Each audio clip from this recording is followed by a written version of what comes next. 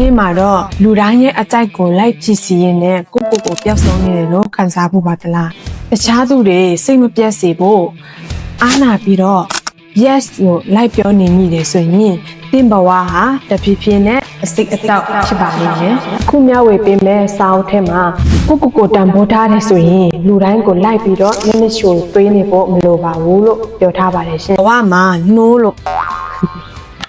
ဘဝမှာ no လို့ပြောနိုင်ဖို့ဘလောက်အရေးကြီးလဲဆိုတာပုံပြင်တစ်ပုံနဲ့ကြည့်ကြရအောင်ကဲပုံပြင်လေးစကြရအောင်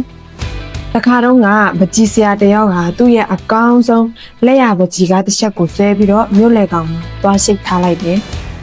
ပြီးတော့ဘေးမှာစာတစ်စောင်ရေးထားတယ်ဒီပကြီးကားမှာလိုအပ်ချက်ရှိတဲ့နေရာကိုခဲရလေးနဲ့အမတားလေးရှိခဲ့ကြပါတဲ့အဲ့လိုမျိုးပဲရှိထားခဲ့တယ်ပြီးတော့ညနေပိုင်းမှာတွားကြည့်တဲ့အခါမှာပကြီးကားတစ်ချက်လုံးခဲရန်ချီရတဲ့ပြည့်နေပြီးတော့ဘာမှတောင်မမြင်ရတော့ဘူးတဲ့ပကြီးဆရာလည်းအရန်နေစိတ်သက်ကြသွားတာပေါ့အဲ့ဒါနဲ့သူ့ရဲ့ဆရာသမားတယောက်ကနောက်ထပ်ပကြီးကားတစ်ချက်ထပ်ဆွဲခိုင်းလိုက်တယ်အဲ့ဒီချိန်မှာနီလန်းတစ်ခုပြောင်းပြီးတော့လှုပ်ခိုင်းလိုက်တယ်ဒီတစ်ခါတော့ပကြီးကားမှာလိုအပ်ချက်ရှိတဲ့နေရာတွေကိုဘေးမှာစိတ်ဆုပ်တန်နဲ့ဈေးရောင်တုံးပြီးတော့ပြုတ်ပင်ပေးခဲ့ကြပါတဲ့အဲ့လိုရေးခိုင်းထားလိုက်တယ်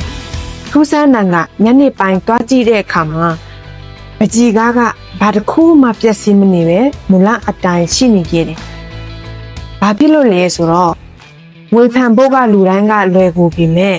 လက်တွေ့ဝင်ရောက်ပူညီပြုတ်ပင်ပြေဖို့ကြတော့လူတိုင်းကမလုပ်နိုင်ကြဘူးလေ။ကျွန်တော်တို့ဘဝလည်းဒီတိုင်းပါပဲ။လူတွေကတင့်ဘဝကိုအဝေးကနေပဲဝေဖန်ဖို့ပုံတွင်းဖို့အရန်လွယ်ကူကြပြီမဲ့တင့်ရဲ့စိတ်ကြံရတွေကိုတော့သူတို့ဝင်ခံစားပေးမှာမဟုတ်ပါဘူး။ဒါဆိုရင်ဒီပုံမြင်တဲ့ဒီစာအုပ်တွေကအတွေးအခေါ်တွေကိုကျွန်တော်တို့အမြင်နဲ့တိုင်းတာကြည့်အောင်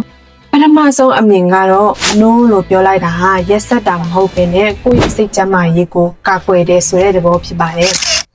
လူတိုင်းကိုလိုက်ပြီးတော့ပျော်အောင်လုပ်ပေးနေတယ်ဆိုရင်နောက်ဆုံးမှာစိတ်တန်ရာတွေရပဲစိတ်တန်ရာတွေနဲ့ပဲကိုကကြံခဲ့မှာဖြစ်ပါလိမ့်မယ်ဒုတိယအမြင်ခံမှုအပေါ်ထားရှိတဲ့အမြင်ပေါ့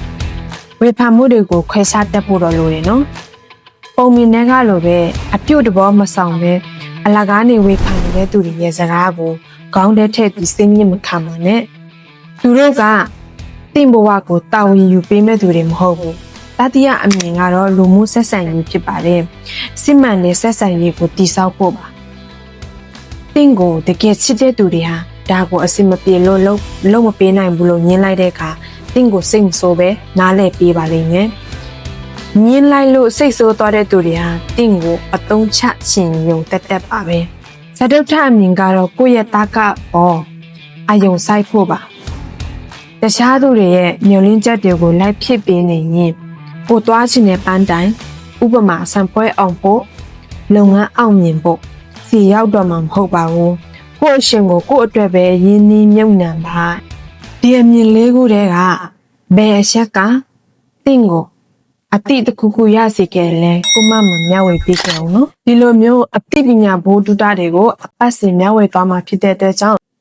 ခုလို for perspective ရဲ့ channel ကို like and subscribe လုပ်ပေးဖို့မမေ့ပါနဲ့ရှင်အားလုံးကိုကျေးဇူးတင်ပါတယ်ရှင်